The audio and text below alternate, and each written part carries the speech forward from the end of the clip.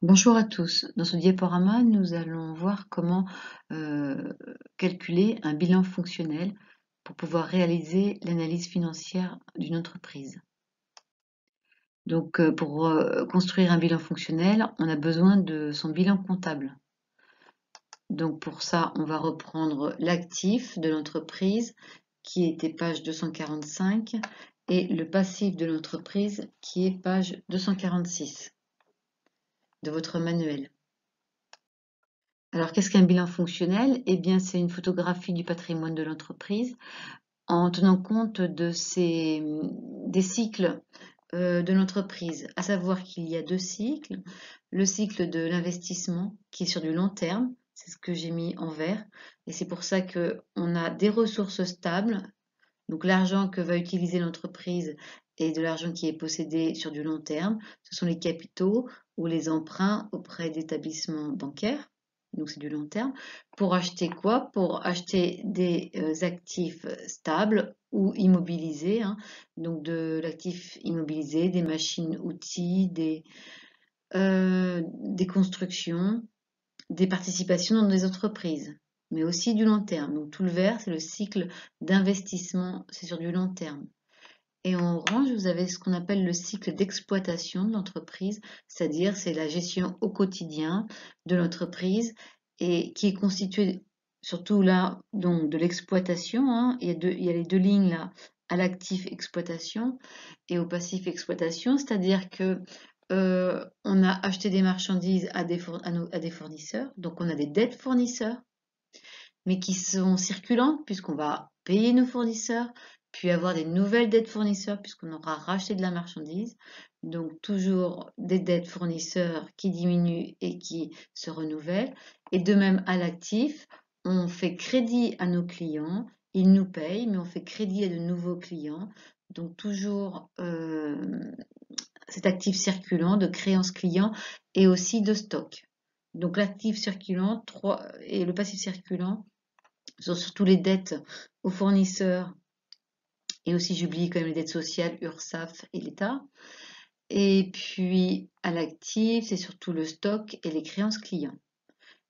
Et enfin, il y a une dernière partie dans actif circulant et passif circulant, c'est la trésorerie. Trésorerie active, c'est l'argent qu'on a en banque et en caisse. Trésorerie passive, c'est ce qu'on appelle les concours bancaires, c'est-à-dire les découvertes que la banque nous autorise. Donc c'est l'argent que l'on doit, hein. C'est une dette à très très court terme, la trésorerie passive. Donc on retient, on a un cycle à long terme, le vert, cycle d'investissement, et un cycle à court terme, l'exploitation d'entreprise. Alors, pour construire notre bilan fonctionnel, on repart du bilan comptable. On va commencer par déjà à l'actif, se rappeler que il va falloir prendre de tous les éléments en valeur brute, c'est-à-dire qu'on n'enlève pas les amortissements ni les provisions, puisque c'est des réserves d'argent qui ont été mises de côté, mais l'entreprise a toujours cet argent. Autre retraitement, ces sommes d'argent qu'on avait mis de côté, on les remet dans les ressources stables, puisque pour nous, cet argent, il existe bien et il va pouvoir financer l'activité de l'entreprise. Autre retraitement, normalement dans le bilan comptable, les emprunts sont mis avec toutes les dettes, les emprunts auprès des banques. Or, c'est du long terme, donc on va remettre les emprunts auprès des banques, on va les remettre dans ressources stables.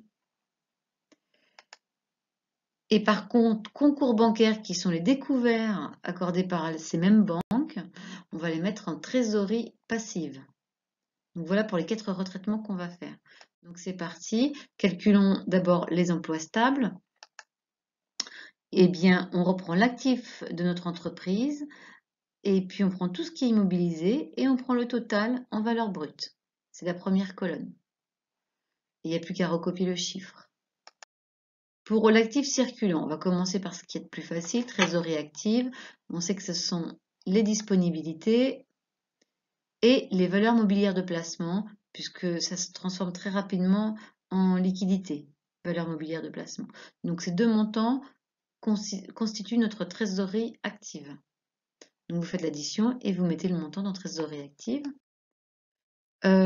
Pour ce qui est de hors exploitation, bon, c'est quand même pas facile. Donc, à savoir, en fait, il faut regarder les petites notes qui étaient indiquées en bas de l'annexe 1 et on vous dit que hors exploitation, il y a les autres créances pour 7 200 €. Et donc, en exploitation, c'est tout ce qui reste, c'est-à-dire les stocks. Hein, vous mettez le montant des stocks, plus le stock de produits finis et intermédiaires, puisqu'on peut stocker aussi des produits finis. Ça, c'est amené aussi à disparaître, mais pour l'instant, il y en a en comptabilité, donc il faut les intégrer.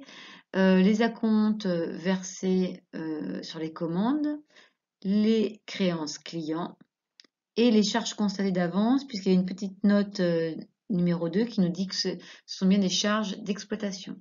Donc vous ajoutez ces 5 montants et vous obtenez l'actif circulant exploitation. Et enfin, le total général, eh bien vous vérifiez bien que vous trouvez bien le même montant que votre actif brut, à savoir 6 513 200. On continue avec le passif. Alors là, il y a un petit peu plus de retraitement.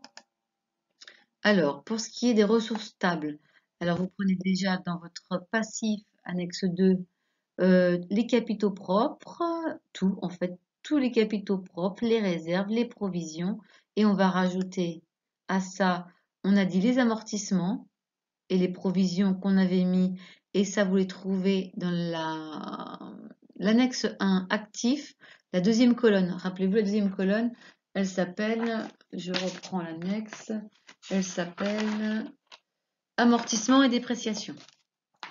Donc, on prend tous les montants capitaux propres, on rajoute les amortissements, on rajoute aussi les emprunts bancaires à long terme, ce 1 65 500, moins les concours bancaires, puisque ça c'est du très très court terme. Donc il ne faut pas que ça figure dans nos ressources stables. Voilà, donc ce que vous avez ajouté, tous les capitaux propres et les provisions, total 1, total 2, plus les amortissements et dépréciations qu'on a trouvés dans l'actif, et les dettes, les emprunts bancaires de long terme, moins les concours bancaires. L'exploitation, il faut regarder les petites notes. Donc, on a vu que les dettes financières, on les avait déjà utilisées, c'était les emprunts, on les a déjà mis dans ressources stables. Il nous reste les dettes fournisseurs, les dettes fiscales et sociales, et les produits constatés d'avance, parce qu'il y a une petite note qui nous dit que c'est de l'exploitation. Donc, 3 montants. Et pour le hors exploitation, on vous dit que les autres dettes, c'est du hors exploitation. Et il faut savoir que les dettes sur immobilisation, bon, tout ce qui est immobilisation, c'est pas l'activité régulière de l'entreprise. Donc c'est hors exploitation. Voilà, c'est les deux montants à ajouter et à mettre dans hors exploitation. Et il nous reste la trésorerie passive et on sait que ce sont les concours bancaires. Donc c'est le montant qui est indiqué tout en bas en dessous du passif. C'est les 115 000 concours bancaires. Donc voilà, vous reprenez les montants. Vous allez vérifier que votre total général passif doit être égal à votre total actif. Ça, c'est à vérifier. Et une fois que vous avez mis ces 6 montants ou 7 montants, eh bien, vous avez terminé votre bilan fonctionnel. Et vous pouvez voir le diaporama suivant pour savoir comment exploiter un bilan fonctionnel et comment voir la santé financière de l'entreprise. Merci.